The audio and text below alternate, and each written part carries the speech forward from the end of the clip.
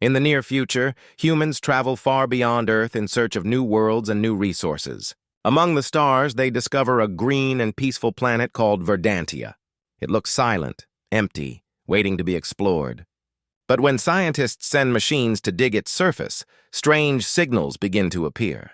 A soft heartbeat, a living rhythm echoing across space. At first, no one believes it, but soon they realize the truth. Verdantia is alive, and it is warning them, do not harm me, do not dig. What begins as a simple mission becomes a lesson for all humankind.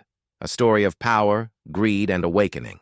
This is the story of the planet that fights back. It was the year 2093.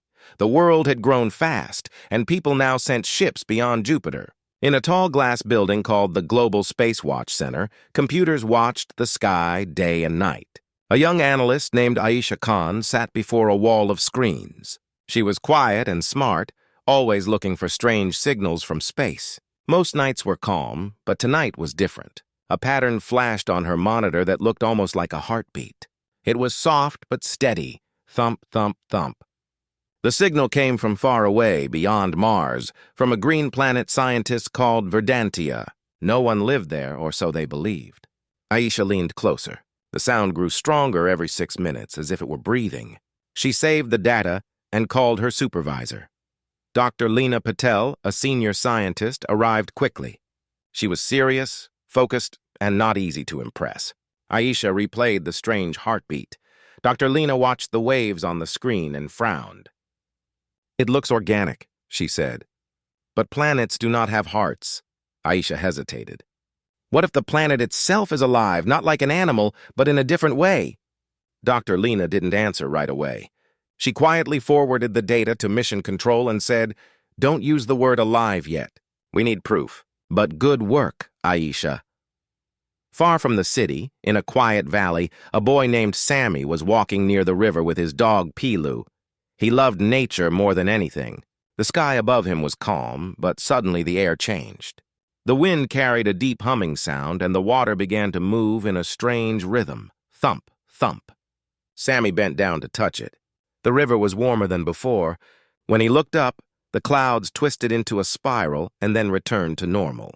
He felt a mix of fear and wonder. When he told his mother, she laughed and said it was only weather. But Sammy knew nature was trying to speak. At the same time, a meeting took place at Mission Control. Around a long table sat Captain Rafi Qureshi, the mission leader, Dr. Lena, Aisha, and a rich businessman named Mr. Blake, whose company wanted to mine metals on Verdantia. On the screen, the same heartbeat sound played again. Dr. Lena explained, "It repeats every 6 minutes and reacts to our radar scans. When we send a signal, it answers. Like a reply."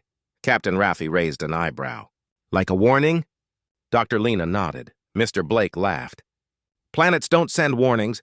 Let's stick to the schedule. My mining ships will launch in 3 days." Aisha spoke carefully. "Sir, the probe we sent last month vanished near Verdantia. The same area. Maybe it wasn't an accident."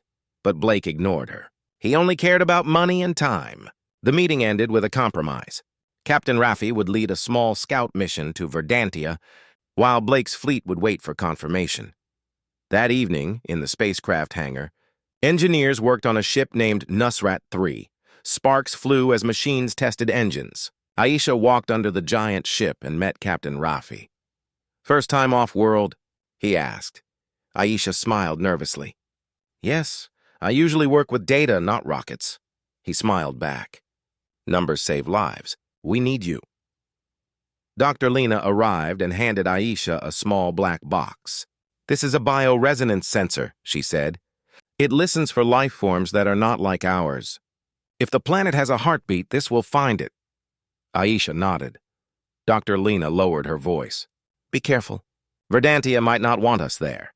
That night, in his private office, Mr. Blake spoke to a man on a secure call. "The scout team will take 2 or 3 days," said the man. Blake frowned. "Too long. If they say delay, I want other data that says go. Do you understand?" The man replied, "Understood." Blake ended the call and poured himself a drink. He told himself he was not the villain. He said the world needed energy and progress. He didn't hear the soft thump, thump that came from his office speakers, or notice his plants quietly turning their leaves toward the sound. The next morning, the Nusrat 3 stood ready on the launch pad. The sun turned the sky gold. Aisha, Captain Rafi, Dr. Lena, and the small crew prepared to board. A crowd gathered to watch the takeoff. Among them was Sammy with his school group. He carried a small wooden bird he had carved by hand. When Aisha walked past, Sammy held it out shyly. "It's for you. For luck," he said. Aisha smiled warmly and took it. "Thank you. I'll bring it back." Sammy wanted to tell her about the river and the strange wind, but the moment passed too quickly. Inside the ship, the crew strapped in. Lights flashed, engines roared, and the countdown began. Aisha tied the small wooden bird to the bioresonance sensor with a thin string. "T-minus 10 seconds, said the computer. The ground shook, fire lit the air, and the ship lifted off. Sammy watched as the rocket became a bright star in the sky. Hours later, deep in space, the crew floated quietly. The Earth looked small and blue behind them. Aisha checked her sensor. The line on the screen was flat at first, then jumped suddenly. Thump, thump. She whispered, "It hears us." Captain Rafi asked, "Distance to Verdantia?" 20 hours, replied the navigator. The heartbeat became faster. 6 beats, then a pause, then 6 again. Aisha ran a quick translation. The pattern formed a message. The letters appeared on the screen. Stop. Her hands trembled. "Captain, it's warning us," she said. Before anyone could speak, the lights flickered. A new message appeared automatically on her screen. "Do not dig." Everyone stared in silence. Then Dr. Lena's voice came through from Mission Control. "We've lost 2 weather satellites near Verdantia. No debris, no signal. They just vanished." The heartbeat grew louder, echoing through the metal of the ship like a vibration in their bones. Captain Rafi spoke calmly. "We continue, but we stay alert." Aisha nodded and looked at the small wooden bird. It floated gently, pointing toward Verdantia like a compass needle searching for truth. Meanwhile, on Earth, strange things began to happen. In Sammy's village, the river froze for 3 long seconds, then surged stronger than before, cutting new paths through the sand. In the city, trees bent away from a new mining site, their leaves trembling though there was no wind. The air itself seemed to whisper. A voice, deep and ancient, moved through the soil and water, through the air and clouds. It said one word, "Listen." The world did not yet understand, but something old and powerful had awakened. Verdantia was not just a planet, it was alive. It remembered every footprint, every drill, every scar left upon it. And now, for the first time, it had decided to answer. If humans did not listen, the planet would fight back. The Nusrat 3 moved quietly through space. Outside the windows, stars floated like frozen lights. Inside, everyone was busy checking data, adjusting sensors, and making sure the ship stayed on course. Aisha sat near her console, watching the heartbeat signal from Verdantia. It was steady, slow, and deep. Sometimes it faded, and sometimes it grew louder, as if the planet itself was breathing. The words "do not dig" still blinked faintly on her screen. Every time she saw them, her heart jumped a little. Captain Rafi came to her side. "How's the sensor doing?" he asked. "It's listening," Aisha said softly. "It reacts to us, almost like it knows when we're paying attention." Rafi nodded. "Keep recording everything. Dr. Lena and Mission Control will want every detail." The crew stayed calm, but a thin layer of fear hung in the air. The planet ahead looked beautiful, a deep emerald sphere wrapped in clouds. Its oceans shimmered with light. It looked peaceful, yet the warning messages were impossible to ignore. As the ship approached, communication signals began to fade. Their link to Earth became weaker each hour. Dr. Lena's voice, once clear and sharp, now broke with static. "Captain Rafi, be careful. We lost another probe."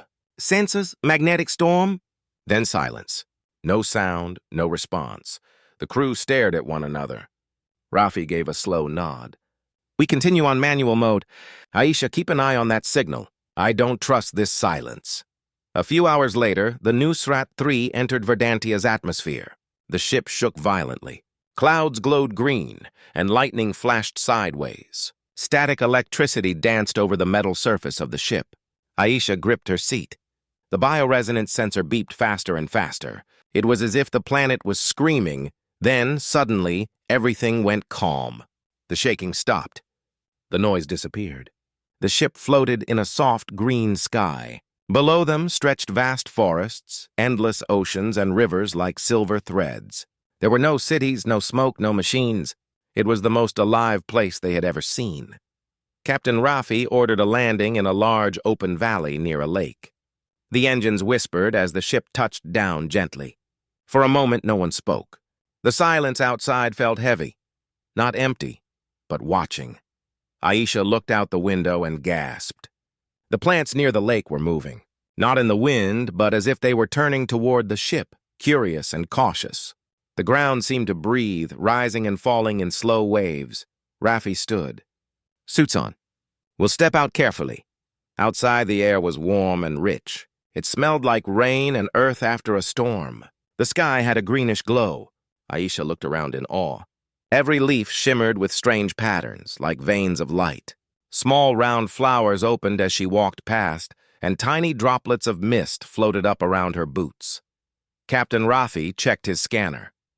"No radiation. No danger in the air. We can breathe it." He lifted his helmet. Aisha hesitated, then did the same. The air was fresh, but it carried a low hum, a sound deep under the ground, like a heartbeat. Aisha turned on the bioresonance sensor. It began to blink rapidly. The small wooden bird Sammy had given her swung gently, pointing toward the forest. "It's strongest in that direction," she said. The team followed the signal into the trees. The forest was strange. The trunks were tall and smooth, like stone pillars, and their branches reached high into the clouds. Sometimes the trees made soft clicking sounds, as if they were whispering to each other. "Captain," Aisha said, "I think the planet's surface is reacting to us. Every time we walk, the hum changes a little." Rafi crouched down and touched the ground. The soil was warm. "It's alive," he said quietly. Back on Earth, Dr. Lena sat in the dark control room. The signal from the Nusrat 3 had gone completely silent for 4 hours. She tried every frequency, every backup channel, but nothing worked. The heartbeat signal from Verdantia, however, had grown louder. It now pulsed through every radio wave the center used. Even machines not connected to the mission were picking it up. Ms. Ortega, the director, entered the room. "Any word?" "Nothing," said Dr. Lena. "But the planet is transmitting. It's not random anymore. It's forming patterns." "What kind of patterns?" Dr. Lena turned the speaker on.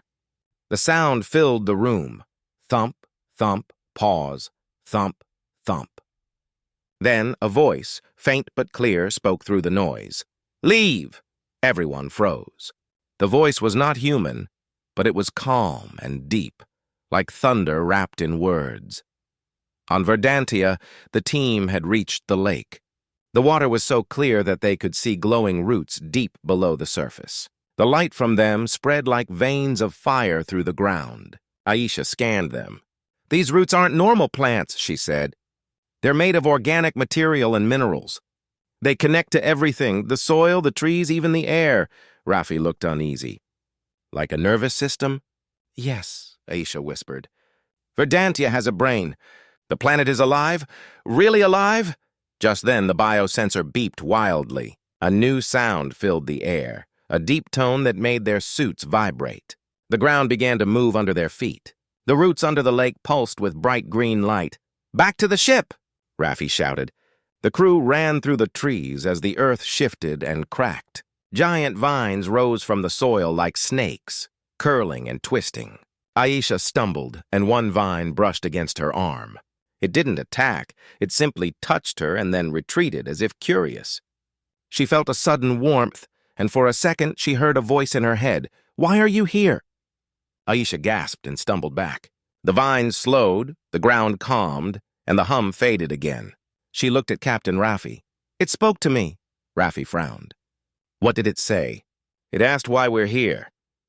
They reached the ship and sealed the door. The engines roared to life, but the system lights flickered. "Something's wrong," said the engineer. "The ship's power is draining." On the main screen, symbols appeared.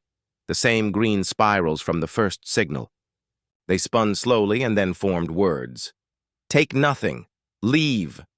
Aisha stared at the words. It doesn't want us to harm anything, she said. Captain Raffi nodded.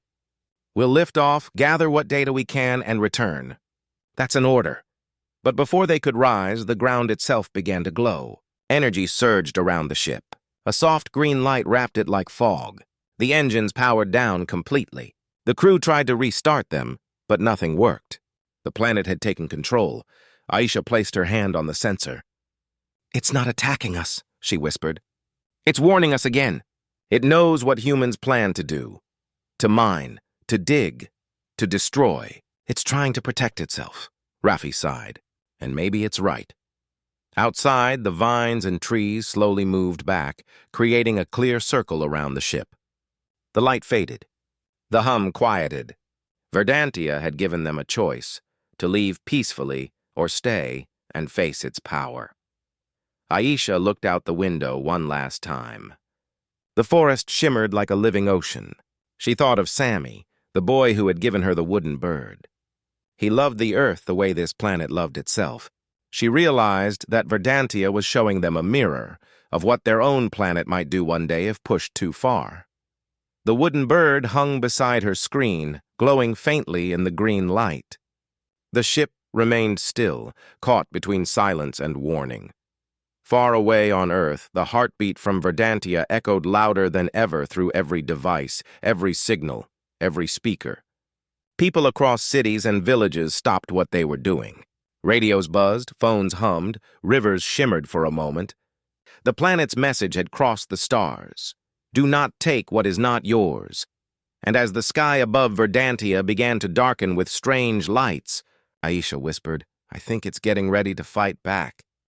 Inside the quiet ship, Aisha sat at her console, staring at the green light that filled the cabin. It was soft and calm, yet full of power. The engines of Nusrat 3 had gone completely silent. Every system that depended on energy now showed zero reading. It was as if the planet had reached inside the ship and gently turned everything off. The crew could still breathe and the lights flickered faintly, but they knew Verdantia was in control. Captain Raffi stood beside Aisha. His face was firm, but his eyes showed worry. We can't stay here long, he said. If we can't lift off, we'll have to find another way to contact Earth. Aisha nodded slowly. I think Verdantia doesn't want to destroy us, she said softly. It's trying to stop us from harming it. Maybe if we show respect, it'll let us go. The rest of the crew looked uneasy. Some whispered that they were trapped forever. The ship's engineer, Tariq, hit the control panel again and again, but the screen stayed dark. Then, unexpectedly, the bioresonance sensor flickered to life. The wooden bird Sammy had carved swung slowly in the air. On the screen, new shapes appeared, spirals and symbols, changing faster than before. Aisha's voice shook slightly. It's sending images, not words this time.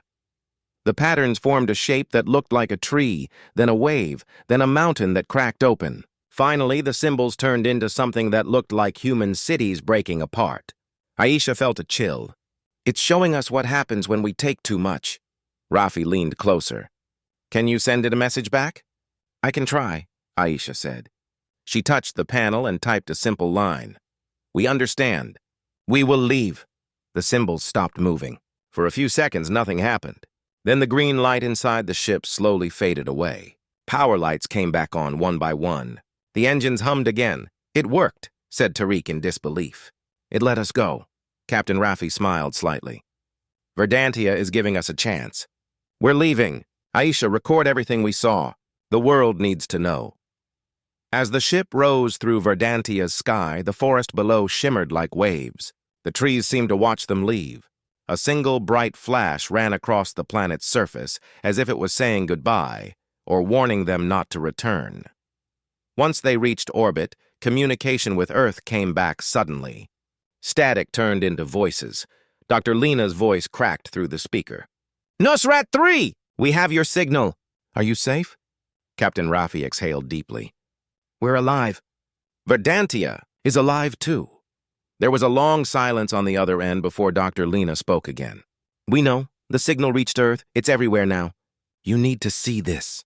Back on Earth, strange events had begun to spread. In Sammy's village, the river had changed its course overnight, flowing around a new patch of trees that had grown where none existed before. Birds circled in perfect patterns above it. Sammy stood by the water, feeling a deep vibration under his feet. His dog, Pilu, barked softly but didn't seem afraid. In the big cities, machines started to fail for a few minutes every few hours. Lights flickered, car engines stopped, and people heard soft hums coming from the ground. Scientists called it planetary resonance. They said the Earth's magnetic field was changing. But others whispered that the planet itself was talking, just like Verdantia. At the Global Space Watch Center, Dr. Lena and Ms. Ortega watched as every satellite feed displayed the same signal. Thump, thump. It came from Verdantia but was now echoing across space. The message translated again and again on the screens. Remember your roots. Is it teaching us? Ms. Ortega asked. Dr. Lena replied quietly. It's reminding us. We forgot that planets live too. Meanwhile, inside Nusrat 3, the crew felt the tension easing. The green glow was gone and the stars outside looked calm again. But Aisha couldn't rest. She stared at the sensor's last readings, thinking about the connection she had felt when the vine touched her. It wasn't fear, it was empathy. She realized Verdantia wasn't just protecting itself, it was protecting everything alive. Captain Raffi floated over and asked, "You're still thinking about it, aren't you?" Aisha smiled faintly. "Yes, I think Verdantia could feel my thoughts. When I said we'd leave, it seemed to trust me," Raffi nodded. "Then maybe Earth needs people like you to help it heal too." The ship continued its journey home, but the space around them was no longer silent. They could hear a soft rhythm through the hull, Verdantia's heartbeat, steady and deep. It felt almost like the planet was guiding them safely back. When they entered Earth's orbit 2 days later, the mission center erupted with cheers. The crew landed safely at the base. Scientists, reporters, and officials surrounded them with questions. Mr. Blake was there too, looking pale and nervous. His mining fleet had never launched. All communications with his ships had been interrupted when the Verdantia signal reached Earth. Captain Raffi stepped forward during the press conference. His voice was calm but firm. "We went to Verdantia to take resources. Instead, we learned a lesson. Verdantia is alive, and it warned us. Don't take what you don't need. If we dig into another planet's heart, it will fight back." Reporters gasped. Mr. Blake tried to interrupt. "This is nonsense. Planets don't think!" he shouted. But suddenly, the lights in the entire hall flickered. The microphones made a low hum, the same heartbeat sound. Everyone fell silent. The words appeared on every screen in the room. "Listen." Mr. Blake's face went white. The power returned, but the message stayed burned into every display. No one could explain it. That night, Aisha couldn't sleep. She sat by her window looking at the sky. The stars seemed brighter. She opened her tablet to review the data, but instead of numbers, the screen showed the same spiral pattern from Verdantia. A voice echoed softly in her head, gentle but firm. "Protect your home." The next morning, Dr. Lena called her to the lab. "We're detecting new signals," she said. "Not from Verdantia, but from our own planet. Small pulses under the oceans, in forests, even under deserts. They're forming a network, almost identical to Verdantia's bioresonance." Aisha's eyes widened. "You mean Earth is waking up?" Dr. Lena nodded slowly. "Maybe it always was awake. We just never listened before." In Sammy's village, people began to notice small changes. The soil grew richer, plants stronger, and even the weather felt different. Sammy spent hours by the river, drawing the spiral shapes he saw in the water's reflection. One evening he whispered, "You're alive, aren't you?" The river rippled in reply.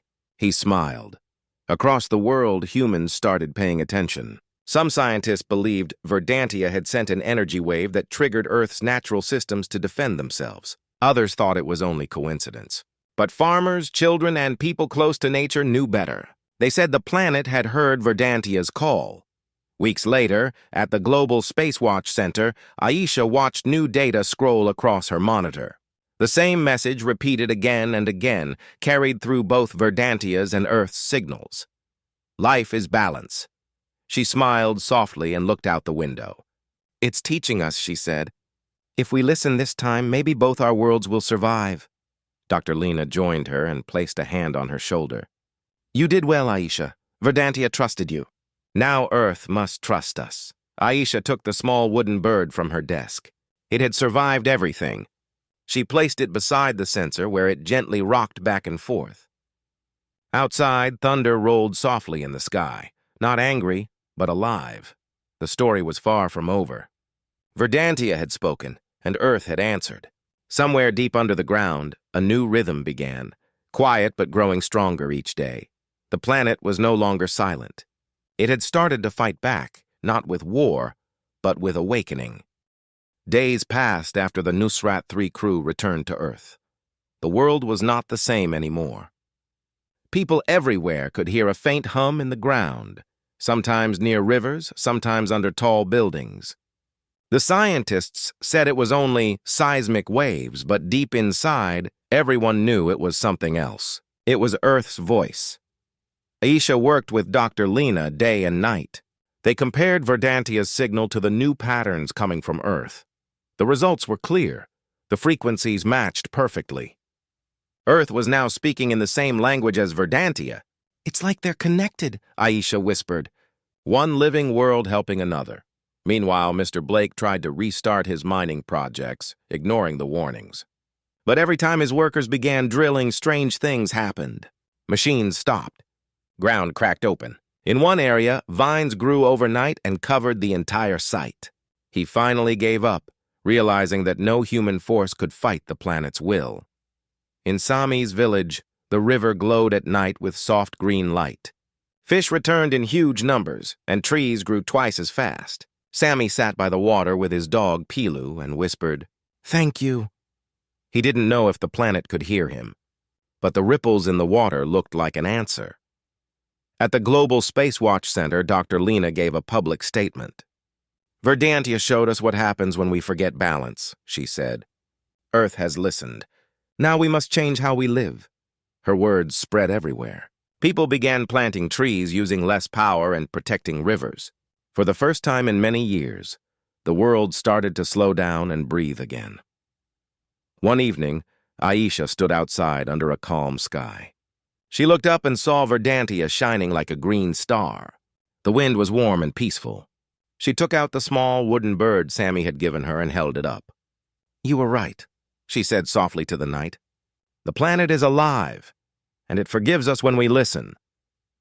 Far away, deep beneath the oceans, the heartbeat of Earth grew steady and strong. Verdantia pulsed in reply, light years away.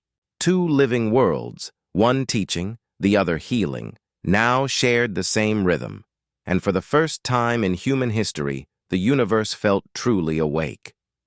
Months passed and the world began to heal. Rivers ran clearer, forests returned, and the air smelled cleaner than before.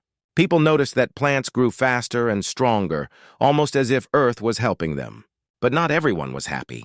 Some powerful companies and leaders saw the new changes as a threat to their control. One night, Aisha received an urgent call from Dr. Lena. We have a problem, she said. A secret team is planning to go back to Verdantia. They think they can mine quietly without alerting the planet. Aisha's heart sank. Didn't they learn anything? Meanwhile, deep in space, Verdantia was not silent. Satellites picked up new waves of energy. They were faster and stronger, like a storm building across the stars. The message repeated in all languages. Stay away. At the same time, strange weather began on Earth. The skies changed color, turning silver-green. Oceans rose higher and lightning danced without rain. It was as if Earth was warning humans again, a reminder of Verdantia's lesson. Aisha and Captain Rafi went to speak before the World Council. If we attack another living planet, Rafi said firmly, we'll destroy not just them but ourselves. Earth and Verdantia are connected now. Hurting one will hurt both. Many leaders hesitated, but some listened. In Sami's village, strong winds came from nowhere. Trees bent but did not break. The river rose high but stopped before it could flood the homes. Sami held Pilu close and whispered, It's protecting us. He felt sure that the planet was guiding the storm, not to punish, but to teach. When the secret ships finally tried to approach Verdantia, something extraordinary happened. Their engines shut down before reaching orbit. The ships floated quietly and were gently pushed back, not by force but by a wave of pure light. Verdantia had defended itself without violence. Dr. Lena watched the event live from the Space Center. She smiled through tears. "It doesn't want war," she said. "It just wants peace." Aisha stood beside her, holding the small wooden bird. "Maybe this time," she whispered, "humans will listen." The storm slowly faded and the skies cleared once more. Across both worlds, a deep calm returned. Earth's heartbeat matched Verdantia's again, steady, strong, alive, and so began a new chapter, not of conquest, but of connection. Weeks passed after the failed mining attempt. The world had changed forever. People had seen proof that planets were alive and that they could defend themselves. Most countries stopped their space mining programs. Instead, they started working on ways to protect both Earth and Verdantia. Aisha spent her days in the new Planet Harmony Lab, where scientists studied the strange link between the two worlds. The data showed something amazing. Every time Verdantia sent a signal, Earth's forests or oceans reacted in small ways. Sometimes trees grew faster, sometimes the sea waves became calmer. It was like the two planets were speaking in a secret rhythm. One afternoon, Dr. Lena showed Aisha a new reading. "Look," she said, pointing at the screen. "Verdantia is sending a steady pulse. It's the same frequency as the human heartbeat." Aisha smiled. "Maybe it's saying thank you." Far away in Sammy's village, nature was more alive than ever. Birds sang earlier in the morning, and flowers bloomed all year. The villagers said the land itself seemed happy. Sammy sat near the glowing river, carving another wooden bird. "This one's for Verdantia," he whispered. For being brave. But not everything was peaceful. Some scientists warned that if humans stopped caring again, the connection could fade, or worse, turn against them. "The planet trusts us now," Captain Rafi said in a meeting. "But if we break that trust, it will defend itself again, harder than before." Everyone agreed. A new global rule was made. No one will take from any planet without giving back. Schools began to teach children about balance, not just science, but respect. They learned that planets were not just land and rock, but living beings that shared energy with all life. One evening, Aisha watched the stars from her window. Verdantia shone bright and green above the horizon. She closed her eyes and listened. Deep inside her heart, she could hear a faint sound. Thump, thump. It was not just her heartbeat. It was Verdantia's, too. She smiled and whispered, "We hear you." At that exact moment, somewhere far across the galaxy, a soft green light blinked on Verdantia's surface, a signal of peace and friendship. Two planets, once strangers, were now connected forever, not by power or machines, but by understanding. And in that shared silence between the stars, both worlds finally began to heal. A full year had passed since Verdantia first sent its warning. The world was now calmer, greener, and more united. Rivers that had once been dry were flowing again. Cities had more trees than buildings. People learned to live with less waste and more care. For the first time in centuries, Earth felt alive and peaceful. Aisha became the leader of a new global mission called the Alliance of Living Worlds. Her job was not to conquer planets, but to protect them. Every country sent young scientists to learn how to listen to the rhythms of nature, the same way she had listened to Verdantia. "We are not alone," she told them. "Planets are not just rocks. They are family." At the Global Center, Dr. Lena studied new signals from deep space. Some came from far beyond Verdantia, faint, beautiful patterns that sounded like songs. "It seems," she said, "that there are more living worlds out there. Verdantia might not be the only one." The thought filled everyone with hope. Meanwhile, in Sammy's village, the land was full of color. The once silent valley now buzzed with life. Sammy, older and wiser, shared stories about Verdantia with the children. He taught them how to plant trees and care for the river. "The planet listens to kind hands," he would say. One evening, as the sun set over the glowing river, Sammy looked up at the sky. Verdantia was shining softly above the horizon. He held the small wooden bird that Aisha had once taken into space. It had come back to him through a global museum exchange. He smiled and whispered, "You kept your promise, Aisha. You brought it back." At that very moment, a gentle green light streaked across the sky, a wave from Verdantia. People around the world saw it and stood in silence. The light was not a warning this time. It was a greeting.